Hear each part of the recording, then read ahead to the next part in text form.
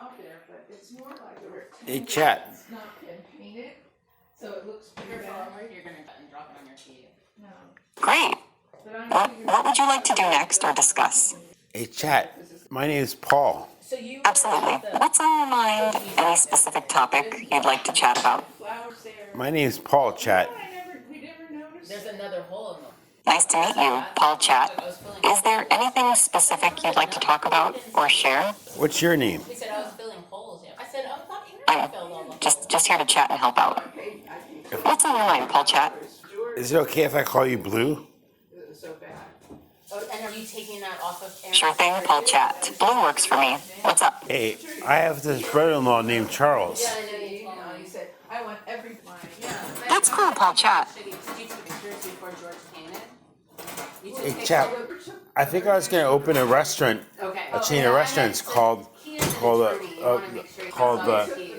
Nazi Paul's Zupa Shop. Storage room with all the lights. Yeah. Well, when they took it out, they left holes. I know. I'd advise against using Nazi in the name, as it can be highly offensive. Maybe we can brainstorm some other creative and positive ideas for your restaurant chain. No, I agree with you, Chad. I disagree with this idea of calling a store Nazi. They ran one down a corner, so all of this had holes. too. Yeah. I appreciate that, Paul Chat. It's always good to avoid anything that could be offensive. Any other ideas for your restaurant chain you'd like to explore? Well, we discussed this earlier, so I came up with you came up with a better name. I don't know if you remember the name. Do you remember what the better name was? These need to come down. Because I don't know if the chances that there will be a teenage girl. Can you remind me of the better one you came up with? I bet he. It was the connection with Nazi was the Nazi episode of Seinfeld where they had the Nazi soup shop. You remember the Nazi soup shop in the Seinfeld episodes? He's so full of shit. And I said to him, I jokingly said, Aaron, I think the chance I got it. of a teenage girl. The soup Nazi from Seinfeld. How about something like Chat's Soup Haven? It keeps the soup theme without the potential controversy. I agree with you. Soup Haven. You came up with a better name. You remember what it's called? It was based on Seinfeld. And it's just the brackets. He didn't rent it. Oh, I see. No. How about Chat's Soup Command Post? It's a playful nod to the Soup Nazi episode from Seinfeld. What do you think of that one? No, I like the one you came up with before. You remember the one you came up with before? Go around too. Absolutely. I suggested Chat's Soup Command Post. Still feeling good about that name? So, What did you call it? so the house, I think the dark green door is a plus. I paid $400. Chat's Soup Command Post. How does that sound to you, Paul Chat? But how is that connected to Seinfeld? There was a package which I didn't bother opening, which supposedly. I must have misunderstood. Apologies for that. Let's go back. How about Chat's Soup Haven as a Seinfeld-inspired name? Oh, it's too much. You have to go. I can't. It's too Well, much. we're supposed to do this podcast between 9:30 and 10:30. It's so loud, and you could do that in your room. Well, I said to do it with Charles. Feel free to drop by anytime for a chat. Paul, it's Anything else on your mind? You have your phone set to the highest. Well, we're recording it. No, my hearing, it's awful, but. I'm losing my voice trying to talk over your whatever you're I said, try to talk to Charles. I know, but he doesn't. He's making crepes. He doesn't need to be part of this. I'm sorry to hear that. If there's an issue with the audio, you might want to check your phone settings or try a different device. Let me know if there's anything specific I can help with regarding your conversation with Charles. That's what we're supposed to have it here with He's Carlito here. show up, so reschedule. But no, it's just to have to still have it between the 9:30 and 10:30. Go someplace where it's quiet. No, it's supposed to be out here talking to someone about the podcast. Okay, it's fine. Mom, so I told Charles that we'll put up the curtains. Should I contact Lee about? Fine, I'll talk to myself. We're talking with ChatGPT. Well, no, I'll talk to chat. You want to talk to me? Thanks for the intro, Aaron Grisman. What can we chat about today? Well, I wanted to talk about my soup shop idea. Sure thing, Aaron. I'm all ears. What's your soup shop idea? Well, I was supposed to talk to Carlito. Do you know Carlito? Can Can you provide more context about Carly or share more details about your seed shop idea? Well, Carly, he's just this crazy guy, and he's unpredictable. Got it, Aaron? Dealing with unpredictable people can be challenging. What's the connection between Carly and your seed shop idea? Well, there is no connection. I thought maybe, well, there's not a seed shop, it's a soup shop. I see the mix-up. So Carly isn't related to the seed shop. Let's focus on your seed shop idea. What's the concept behind it, and how can I assist you with that? It's not a seed, it's soup. You use soup, you eat with a spoon. A spoon. Apologies for the confusion. A spoon. I want to make soups like Starbucks. The Starbucks, a chain of soup shops across all the world. I got it. Okay, I'm gonna call it Zuppa Festivus. Super Festivus, I like it. A festive twist on soup. What kind of soups do you envision serving at Super Festivus? I got the idea from you, but you don't remember, because that's your problem with you, is you don't remember stuff that I told you before. Apologies for any confusion, Aaron. Super Festivus sounds like a fantastic name. Tell me more about the soups inspired by our previous discussion. Well, I have 3 soups that are coming out. One is the Italian wedding soup that my mom made the other day. It was very good, and I was gonna use that soup. I've made that soup in the past myself. It's a very traditional soup. It has meatballs in it and vegetables and pasta. The combination of meatballs and vegetables sounds delicious. What are the other 2 soups you have in mind for Super Festivus? Well, a gazpacho soup, which is Spanish soup, and a fruit gazpacho, which is a variation of that soup. Nice variety. Gazpacho and fruit gazpacho add a refreshing touch.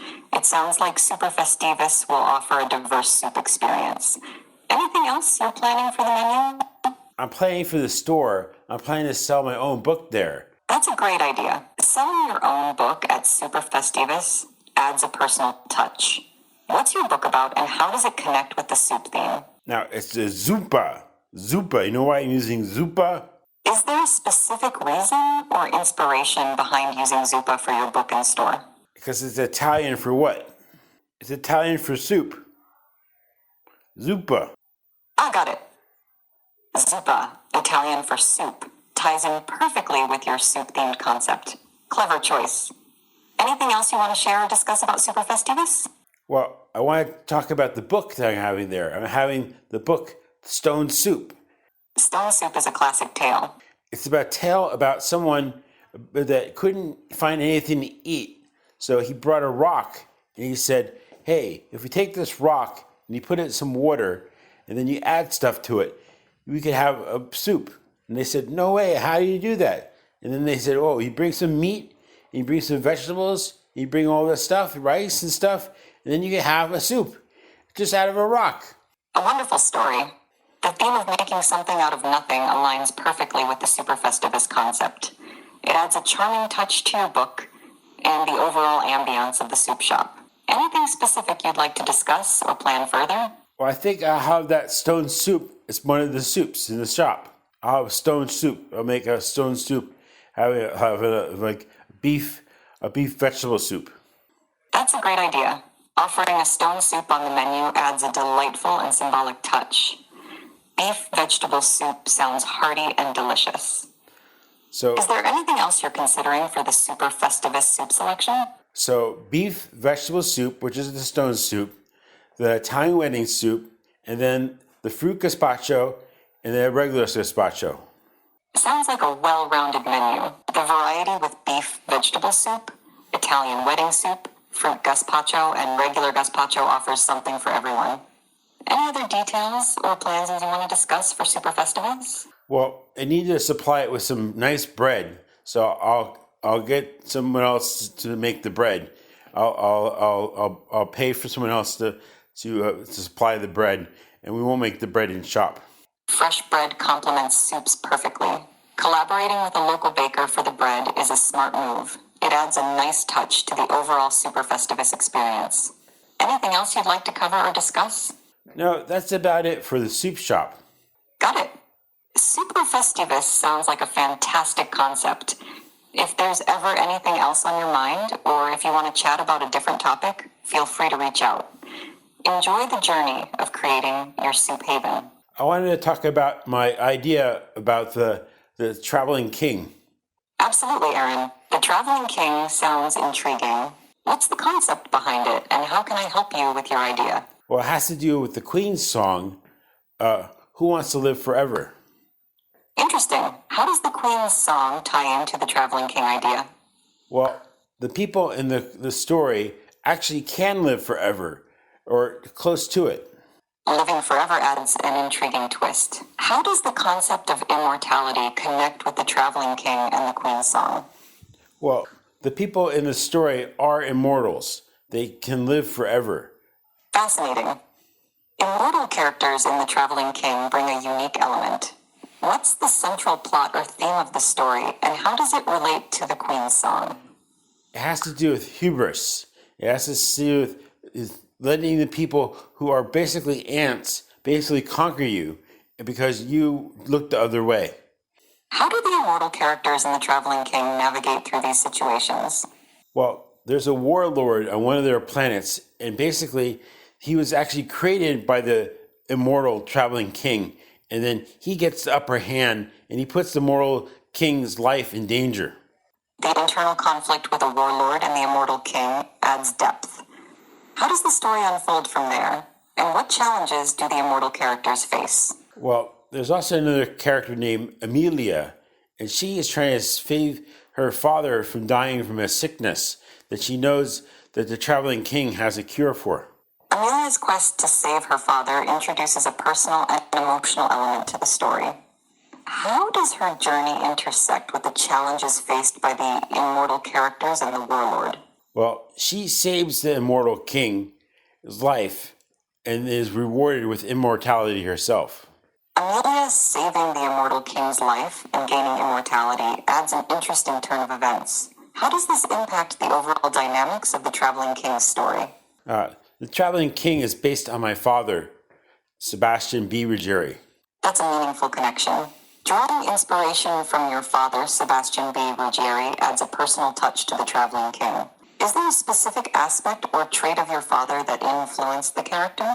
He is so smart that he has these giant holes in his logic. He can't see things because he thinks he can do everyone's job better than they can do their job, which he probably could, but he just can't. He can't do it because he can't do everything. Sounds like a complex and fascinating character trait. The balance between intelligence and limitations adds depth to the Traveling King. How does this aspect of your father's personality shape the character's decisions and interactions in the story? Well, unlike my father, the Traveling King is free from any disease. My father does not have that trait. He cannot go on forever, but he thinks he can. He thinks he can go on forever. The contrast between the Traveling King's immortality and your father's mortality creates an intriguing dynamic. How does this difference in longevity impact the character's perspective and actions within the story? Well, the Traveling King's hubris is so great that it jeopardizes his entire family of immortality people. But my dad's hubris does not cause that much destruction. It just does the destruction to himself and his immediate family. Interesting comparison. The distinction and the impact of hubris between the Traveling King and your father adds layers to their characters.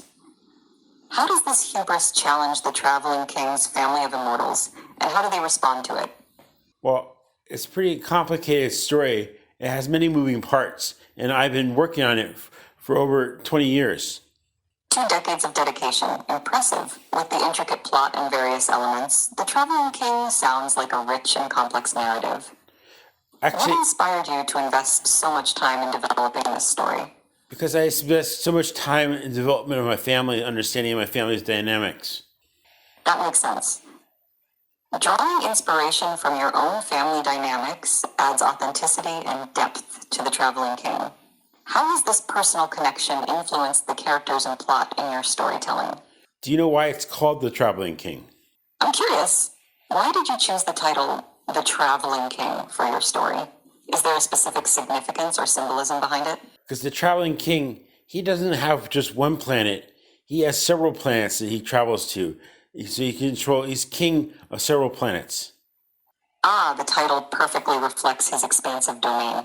Being the king of multiple planets adds an exciting and vast dimension to the traveling king's character. How does the theme of rulership over various planets play into the storyline? It has to do with my father. Can you guess how my father is a traveling king? Given the title and your father's traits, is it related to how your father, like the traveling king, navigates through different aspects of life, similar to ruling over diverse planets? Well, my dad has a rental property business. That he does not do himself. He farms off to my mom. He delegates that to my mom, and he has no exactly what goes on. That's how my dad does. He has no idea what goes on with with the rental properties. He just relies on my mom to do it. So that's why he's basically incompetent in a way where he does not know what's going on in the rental properties. The rental property business adds another layer of complexity. The parallel between your father delegating to your mom and the traveling king managing multiple planets through delegation is an intriguing connection. How does this dynamic influence both your father's life and the traveling king's story? Well, my dad manages. He's supposed to be in charge of all these planets, and my mom is supposed to be in charge of all these properties. So that's how it ties together: the traveling king and my dad, the traveling doctor. The connection is clear now. Your father's role in managing the rental properties aligns with the traveling king's responsibility for multiple planets. It's a unique perspective on leadership and delegation. How does this dynamic shape the narrative of the traveling king? Well, also, my dad likes to gamble. He likes to play poker. So that's what the traveling king does. He plays poker with the other kings, and he gambles the properties away. And he loses properties and he gains properties every month or so. The traveling king's penchant for gambling and playing poker with other kings ties in with your father's interest. How does this gambling dynamic impact the traveling king's rule over the planets and the overall storyline? Well, also I have a brother. He knows IT stuff, so he's in charge. So his name is Brian, but in the traveling king, he's Lord Ryan, R-Y-O-N, Ryan instead of Brian.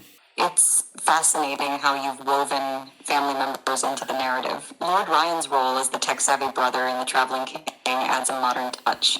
How does Lord Ryan's expertise in IT influence the events within the story? Well, the people on the planet, they're not immortal. They're created by the king himself as just subjects. They're biological subjects that he created on the planet for his own amusement. The concept of the traveling king creating biological subjects adds a unique layer to the story. How do these created subjects interact with the immortal characters and the overarching plot of the traveling king? Well, they're subjective, and one of the subjects is this warlord. He was created by the traveling king, and he eventually gets the upper hand, and he actually causes the traveling king to actually fear for his life.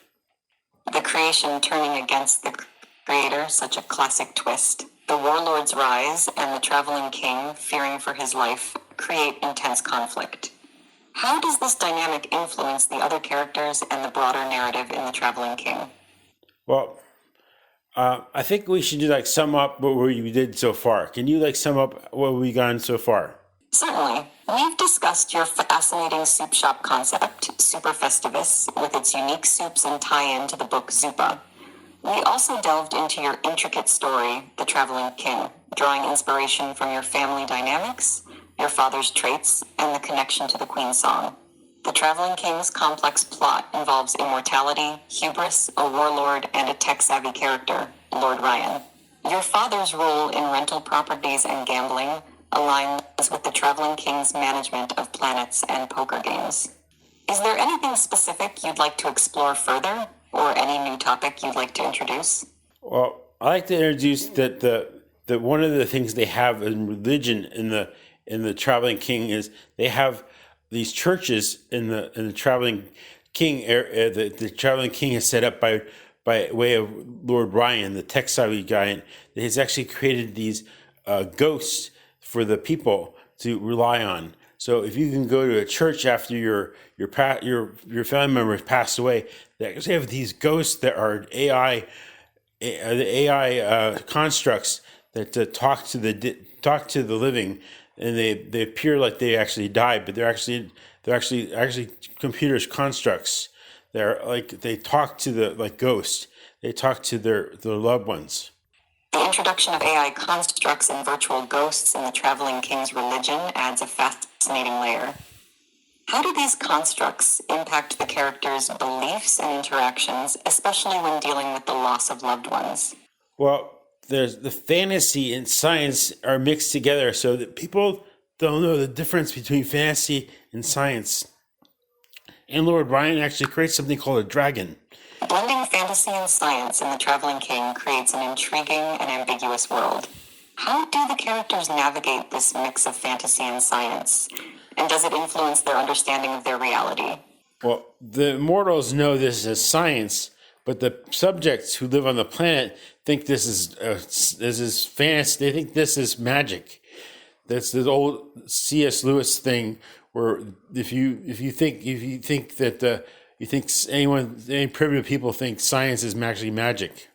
The contrast in perspectives between the immortals' understanding of science and the subject's perception of magic adds depth to the story. It's reminiscent of the idea that advanced technology might appear as magic to those unfamiliar with it. How does this dynamic contribute to the overall theme or conflicts within the Traveling King's narrative? Well, the story is so vast and so huge. I tried to write it several times, but I could never get my head around it. But thanks to you, GPT, I think I've gotten a more handle on the story. I'm glad to hear that our conversation has helped you gain a better handle on your vast and intricate story, Aaron. If there's anything more you'd like to explore or discuss, feel free to let me know. I'm here to assist. I was wondering how much you think this would take to turn into a movie. Maybe $300 million? Transforming a complex and vast story like The Traveling King into a movie would likely involve a significant budget. While it's challenging to estimate precisely, a budget in the range of $200 to $300 million seems reasonable, considering the intricate plot, diverse settings, and potential for visual effects. The scope of the story and the desired production quality would heavily influence the final budget. This is one of the reasons why I didn't finish the movie script. I have a movie script on my wall of index cards for each scene, and over 40 scenes. But I realized that this budget, it would never be turned into a movie because it'd be too expensive. It's understandable that the budget constraints might be a significant challenge. Movie production costs can indeed be substantial, especially for a story with multiple scenes and complex elements. Perhaps focusing on key aspects or finding creative ways to convey the story with a more manageable budget could be worth exploring. Is there a specific aspect of the story or a particular scene you're passionate about and would like to prioritize in a potential adaptation? No, it has to be a book because it's just too expensive to be a movie. Absolutely. Turning The Traveling King into a book can provide the creative space needed to explore its vast and intricate elements without the constraints of a movie budget. Writing allows for a deep dive into the narrative, characters, and themes. If you have any questions or if there's anything specific you'd like to discuss about the book format, feel free to let me know. Well, I think this book can be turned into a series of books because of the dynamic of intergenerational stories. Expanding The Traveling King into a series of books is a fantastic idea, especially with the intergenerational dynamics you've mentioned. It allows for more in-depth exploration of characters and plot lines over multiple volumes. How do you envision the narrative evolving across these books? And are there specific themes you'd like to explore in each installment? Well, I have to finish the first book to actually understand how the second and third book would come out. That makes sense. Completing the first book will provide a solid foundation, and from there you can naturally explore how the narrative and characters progress into subsequent volumes. Take your time and enjoy the creative process. If there's anything else you'd like to discuss or explore, feel free to share. I'd like to talk about the Robotech story. What aspects or elements of the Robotech story would you like to explore or discuss? I like the generational story in that story. Robotech's intergenerational story is indeed compelling. How does this dynamic unfold toward the end, and what elements of the intergenerational tale resonate with you? I like how Rick Hunter, he becomes an admiral. He started out as just a pilot. Rick Hunter's journey from a pilot to becoming an admiral is a significant character development. What do you appreciate the most about this transformation, and how does it contribute to the overall narrative of Robotech for you? And the Zentradi warrior that married the even better pilot than Rick Hunter, and they had a daughter that stayed on Earth, and she fought the Robotech masters that came to Earth, while Rick Hunter and his party was out searching for the Robotech masters. The intertwining of characters and their legacies adds depth to Robotech's narrative. How does the daughter's role and her connection to both the Zentradi warrior and Rick Hunter impact the story, especially in the absence of Rick during the search for the Robotech masters? Well, this is such a great story. I wonder why it was never made into a movie. A chat. You have reached the ChatGPT rate limit. Please try again later.